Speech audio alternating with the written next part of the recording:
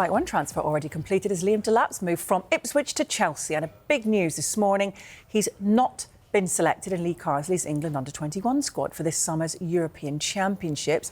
The forward completed his £30 million move to Chelsea this week and has decided to feature in the Club World Cup this summer rather than the Euros with England. Delap has gained 12 caps for Lee Carsley's side, scoring 3 goals. So Carsley has picked a 23-man group for this competition as the Young Lions aim to defend the title, which they won 2 years ago in Georgia. While Delap has made himself unavailable, there is space for the likes of Newcastle's Tino Livramento and Liverpool's João Quansah. Sunderland's Joe Bellingham also included. His future is also up in the air. Manchester City's James McAtee will play for England rather than play in the Club World Cup. England will kick off their campaign in the group stage against Czech Republic on Thursday, the 12th of June. Good morning, everyone. Welcome to St George's Park for this press conference with Lee Carsley, following on from the announcement of our men's under-21 squad for the upcoming UEFA European Championship. If we'd like to start off with Sky, crack on with the questions. Morning, Lee. Good to see you. Okay? This is the first time most of us have seen you after the news of your contract extension. Yeah. How fulfilling, but also how pleased are you to have that behind you with the intention of, laying your plans and your long-term ambition for the squad? Yeah, it's always nice to know that you're wanted and that you're valued. That's a big thing for what I do. I really enjoy my job. I'm proud of the role that I do, and signing an extension was a good moment. So yeah, it means that now we can. I was always looking forward to the tournament, but to know that you're valued and that people feel that you're doing a good job is a big thing. We've also seen the squad announcement this morning as well. I just wanted to get some confirmation about who will take up that captaincy role and why you've chosen that player, if that's okay. Yeah. So James McAtee will captain the team. So James is a very important player to the team and to the squad. He's a player that's done really well in the past. Player that I've coached for a while. So enjoy working with him. There's a lot of players in the team and squad that are also capable of captaining the team, and that leadership role and that responsibility is something that I think will help his game.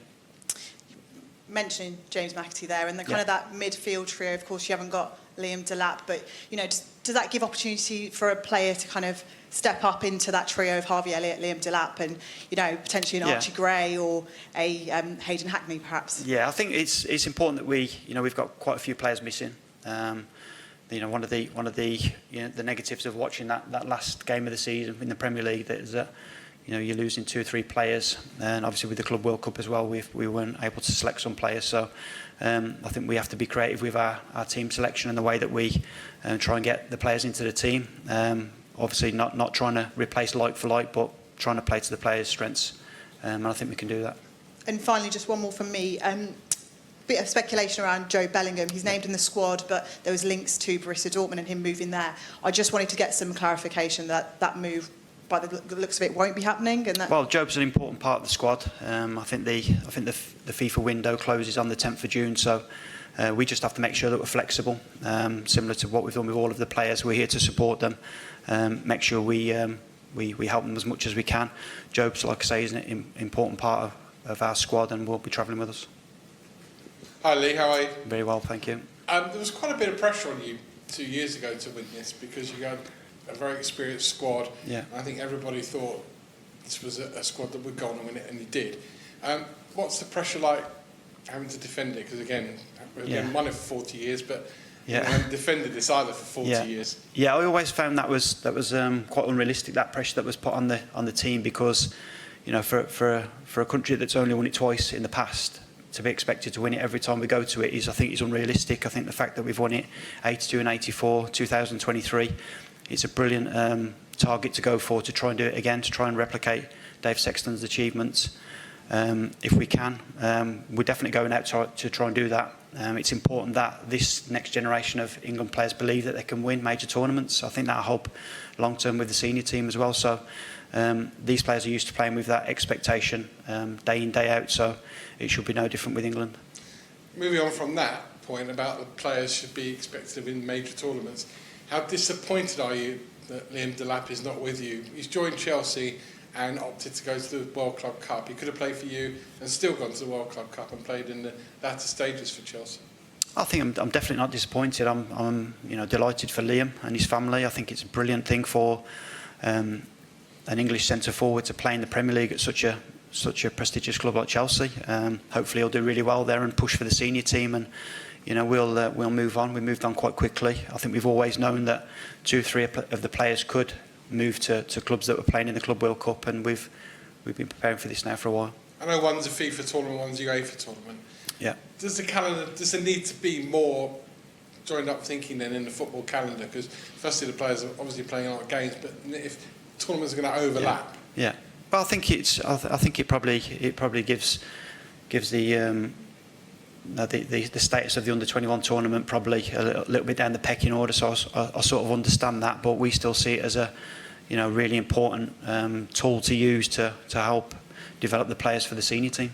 Finally, the opening game against Czech Republic. Yeah. Czechia, I think is they're called yeah. now. I've been to many under-21 tournaments before. Yeah. The first game is absolutely crucial not to lose. Yeah. Yeah, definitely. I think it's so important that you get off to a good start. The 3 games that we've got, we showed in our previous campaign that Czech Republic are a very difficult team to play against. We played against them in the qualifying campaign as well. So we expect a very difficult, tough game. The fact now that it's on live on Channel 4 is a brilliant thing for us. TalkSport. And TalkSport, yeah. So it's brilliant that we got that back in, and hopefully the people back home really enjoy watching the team play. Cheers, Lee. Thank you. Oh, no, other way. Hi Lee, just on a personal note, how frustrating has it been for you personally with the Club World Cup? Obviously you've got quite a few players who have been with you throughout qualifying who haven't been able to come to the tournament. Yeah. And also in the preparation camp, you've been sitting here expecting to have certain players, and then following day wake up and the situation changes. Has it been frustrating for you personally? No, not really. I think the Club World Cup hasn't come out of the blue. We've been preparing for this competition now for 2 years, knowing that the Club World Cup was always in the background. I think what it has done is made sure that we were adaptable and able to monitor a lot more players, knowing that this potentially could come into play. So yeah, it's not frustrated by one bit, and I definitely still see the importance of some of our players that will play in that competition. It's a brilliant thing for them to do. And maybe the one thing light in the squad with Lee and Delap leaving is a number 9. Tom Fellows is going to travel with the group as well. Yeah. Is he ready to step up at any time should he need be? Well, we'll see. There's a lot of players that can play in that position. Like I say, we've been watching them. We've tried to pick a squad that's got a lot of different kind of profiles, players that can play in different positions. So I think we've definitely got a lot of opportunity and options in them positions.